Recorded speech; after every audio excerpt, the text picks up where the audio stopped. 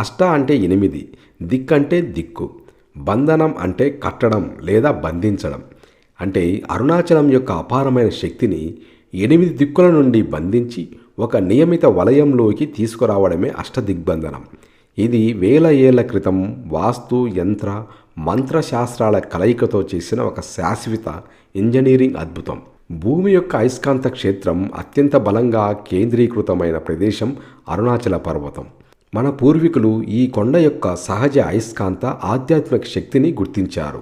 ఆగమ శాస్త్రాల ప్రకారం కేవలం 8 దిక్కులలోనే కాకుండా భూమి యొక్క శక్తి రేఖలు ఎక్కడైతే అత్యంత తీవ్రతతో ఉంటాయో ఆ ఖచ్చితమైన ప్రదేశాలలో ఈ అష్టలింగాలను స్థాపించారు. ప్రతి లింగం కింద ఒక ప్రత్యేకమైన యంత్రాన్ని స్థాపించి ప్రాణప్రతిష్ఠ సమయంలో ఉచ్చరించిన మంత్రాల ద్వారా వాటిని యాక్టివేట్ చేశారు. ఈ ప్రక్రియ ద్వారా ఈ 8 లింగాలు కేవలం దేవాలయాలుగా కాకుండా కొండ నుండి వెలువడే అపారమైన శక్తిని నియంత్రించే శక్తివంతమైన కీలకాలు.